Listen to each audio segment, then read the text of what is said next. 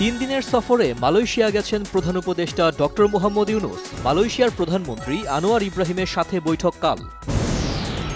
বিএনপির ভারপ্রাপ্ত চেয়ারম্যান তারেক রহমান বলেছেন, আন্দোলন সংগ্রামের মধ্য দিয়ে প্রথম পর্ব শেষ, ভোটের মাধ্যমে দ্বিতীয় পর্বের যাত্রা শুরু হবে। বহুল আলোচিত ইভিএম বাতিলের সিদ্ধান্ত নির্বাচন কমিশনের, পাশাপাশি ফিরিয়ে আনা হচ্ছে না ভোটের বিধান, কমিশনের বৈঠকে সিদ্ধান্ত। রাজধানীর চাংখারপুলে আনাস সহ ৬ জনকে হত্যা মামলায় সাক্ষ্য গ্রহণ শুরু ট্রাইব্যুনালে, সাক্ষ্য দিলেন শহীদ আনাসের মা-বাবা। শেখ হাসিনা ও তার পরিবারের সদস্যদের বিরুদ্ধে দুর্নীতির অভিযোগে দুদকের মামলার সাক্ষ্য গ্রহণ শুরু। পূর্বাচলে প্লট বরাদ্দে নেয়ার অভিযোগে এ মামলা হয়েছে। বাংলাদেশে তার বিরুদ্ধে দুর্নীতির সমস্ত অভিযোগ সম্পূর্ণ অযৌক্তিক দাবি টিউলিপ সিদ্দিকের। বললেন, তিনি শেখ হাসিনা ও ডক্টর মোহাম্মদ ইউনূসের রাজনৈতিক দ্বন্দ্বের শিকার।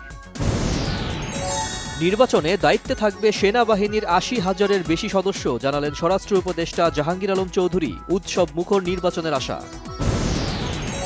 ১২০ বারের মতো পেছালো সাংবাদিক দম্পতি সাগর রুনি হত্যা মামলার তদন্ত প্রতিবেদন জমা দেওয়ার তারিখ। পিবিআইয়ের এই প্রতিবেদন দেওয়ার কথা।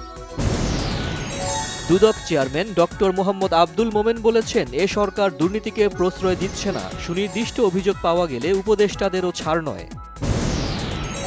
ফ্যাসিবাদ বিরোধী আন্দোলনে রাজনৈতিক দলগুলোর ঐক্য আরও সংহত করার আহ্বান জানিয়েছেন বিএনপির যুগ্ম মহাসচিব শহীদ উদ্দিন চৌধুরী অ্যানি। রাজধানীর পল্লবীতে ২০১৪ সালে পুলিশি হেফাজতে জনি নিহতের মামলায় সাবেক এসআই জাহিদুর রহমানের যাবজ্জীবন। রাজধানীর মৌচাক এলাকায় doctor Sirajul Islam medical college হাসপাতালের পার্কিংয়ে থাকা গাড়ির ভেতর থেকে ২ জনের লাশ উদ্ধার। চট্টগ্রাম বন্দরে ব্রাজিল থেকে আমদানি করা একটি স্কার্প কন্টেইনারে পাওয়া তেজস্ক্রিয় পদার্থ উদ্ধারে পরমাণু শক্তি কমিশনকে চিঠি দিয়েছে কাস্টমস। সূচক কমার মধ্য দিয়ে সপ্তাহের দ্বিতীয় কার্যদিবস শেষ করল দেশের ২ শেয়ার বাজার ডিএসই ও সিএসই।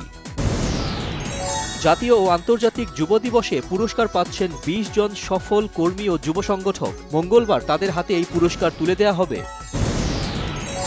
ভোটার তালিকা সংশোধনের দাবিতে ভারতে নির্বাচন কমিশন ঘেরাও।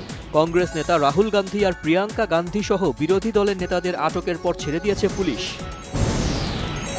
ওয়াশিংটন ডিসি থেকে গৃহহীনদের উচ্ছেদের ঘোষণা দিয়েছেন মার্কিন প্রেসিডেন্ট ডোনাল্ড ট্রাম্প। অপরাধীদের সরাসরি কারাগারে পাঠানোর হুমকি।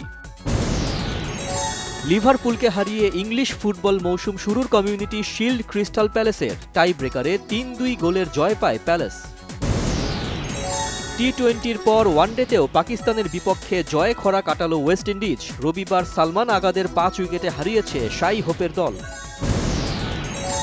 চলচ্চিত্রে আর ফেরার ইচ্ছে নেই জনপ্রিয় অভিনেত্রী ডলি জহুরের। বলেছেন, বড় একটা গ্যাপ পড়ে গেছে, এখনকার পরিবেশের সাথে তিনি আর খাপ খাওয়াতে পারবেন না।